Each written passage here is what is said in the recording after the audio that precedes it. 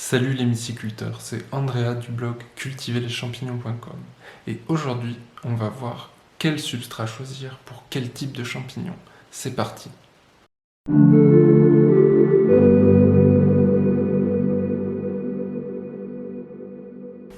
Tout premièrement, pourquoi choisir le bon type de substrat pour le bon type de champignon? Alors en fait le substrat c'est à la fois la maison du champignon, là où il vit, et aussi ce dont il se nourrit. Donc c'est pour ça que c'est très important de choisir le bon substrat. Vous aurez beau avoir le meilleur éclairage, le meilleur système d'humidification, de régulation de CO2, d'échange d'air, etc. En fait, si vous n'avez pas le bon substrat qui est adapté à votre champignon, eh ben, ça servira à pas grand chose tout ça. Donc il va y avoir trois grands types de champignons pour trois grands types de substrats. Donc les premiers champignons, ce sont les décompositeurs primaires. Les seconds qu'on va voir, ce sera les décompositeurs secondaires. Et les troisièmes, les champignons mycorhiziens. Donc en premier, on va voir les champignons décompositeurs primaires. Du coup, ces champignons-là se nourrissent de matière organique qui n'est pas encore décomposée. Ça peut très bien être un arbre qui vient de tomber au sol, ou des feuilles, etc. Ceux-là, on peut les faire pousser sur tout ce qui est ligneux, en fait, qui contient de la lignine et qui contient de la cellulose et de l'hémicellulose. Donc ça peut être du carton, ça peut être de la paille, de la sciure, des bûches de bois, etc. Or ces champignons-là, en termes d'espèces, de nombre d'espèces qui sont cultivées, ça représente à peu près 90%. Après, dans le règne fongique, ils sont vraiment pas majoritaires.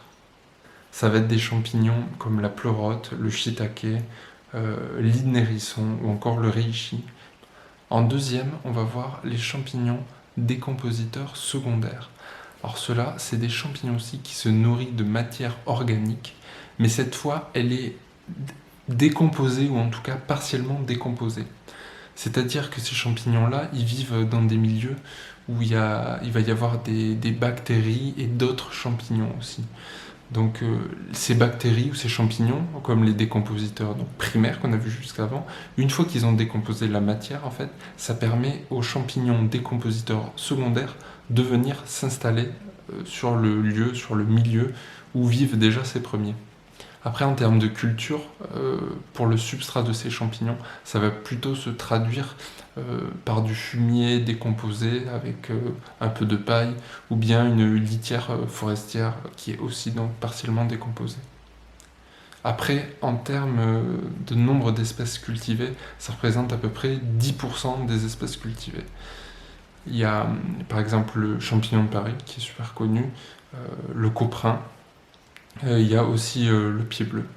Alors donc pour ces espèces qui font partie des décompositeurs secondaires, faut savoir que la fructification, elle n'est pas tout le temps initiée par tous les paramètres de fructification classique. La fructification, elle est aussi initiée la plupart du temps par des bactéries en fait qui sont présentes dans le milieu de culture du champignon. Donc ce qu'on fait généralement, c'est qu'on crée une terre de gobetage en fait, donc une terre qu'on vient poser directement au-dessus du mycélium, qui contient elle-même en fait des bactéries qui proviennent de la terre où on aura cultivé auparavant ce champignon, ou bien on les aura cueillis si on pratique un clonage, etc. Donc c'est important d'avoir un milieu qui est pas stérile pour ce genre de champignons. Tout ce qui est substrat stérilisé par exemple, ça va pas bien marcher. Ou alors il va falloir sélectionner une espèce en fait qui peut pousser du coup sans avoir besoin de ces facteurs extérieurs à d'autres organismes pour fructifier. Et donc la dernière catégorie de champignons qu'on peut cultiver, c'est les champignons mycorhiziens. Donc les champignons mycorhiziens, ils ont besoin donc d'une matière organique qui soit plutôt décomposée, ils ont besoin de bactéries et ils ont besoin d'une plante hôte avec lesquelles ils créent une structure qu'on appelle donc des mycorhizes. Alors, les mycorhizes, qu'est-ce que c'est? C'est le mycélium du champignon qui fusionne entre guillemets avec la racine de l'arbre et qui permet un échange entre les deux organismes. Alors les champignons mycorhiziens, ils sont très difficiles à cultiver du fait de la complexité biologique qui existe chez eux. Parfois, ça va être plusieurs plantes qu'il va falloir cultiver avec eux, ça va être plusieurs bactéries qu'il faudra dans le milieu de culture pour parvenir à la fructification, etc. Donc en termes de nombre d'espèces cultivées, ça représente quelque chose de ridicule. Genre, on connaît tous les morilles qui peuvent être cultivées de cette manière. Il y a quelques chanterelles et quelques cultures de bolets qui ont pu se faire aux États-Unis de manière très expérimentale. Après, pour cultiver plus facilement ce type d'espèces, ce qu'il faut faire, c'est de parvenir à isoler des souches qui ne sont pas dépendantes de l'hôte plante. Que les champignons, en fait, lors de la culture, ils n'aient pas besoin de faire de symbiose mycorhizienne avec la plante hôte, parce qu'en fait, la plante hôte, elle est souvent impliquée du coup dans les phénomènes de fructification du champignon. Et il faut savoir que ces champignons mycorhiziens, en termes d'espèces, ils représentent une des plus grandes familles de l'ordre fongique. Donc vous l'aurez bien compris, pour cultiver une nouvelle espèce, il faut se renseigner sur la manière dont elle vit dans la nature, si c'est une espèce donc, qui décompose une matière plutôt organique saine, est-ce que elle se nourrit d'une matière organique qui est déjà composée, ou bien est-ce qu'elle se nourrit avec d'autres organismes. Donc entre ces trois familles que je vous ai décrites, donc ça profite des compositeurs primaires, les décompositeurs secondaires et les champignons mycorhiziens, en fait, il y a tout un gradient qui existe. Par exemple, il va y avoir des champignons décompositeurs secondaires, mais qui ne vont pas être uniquement décompositeurs secondaires.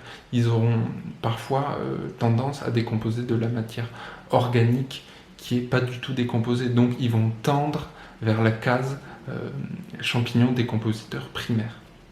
Et ça va être pareil pour les champignons mycorhiziens. Il y a beaucoup de champignons mycorhiziens qui sont dits mycorhiziens facultatifs en fait. Donc qui vont pas forcément avoir besoin d'une plante hôte pour pousser. Donc ceux-là, ils tendront un peu plus vers la case des compositeurs secondaires par exemple.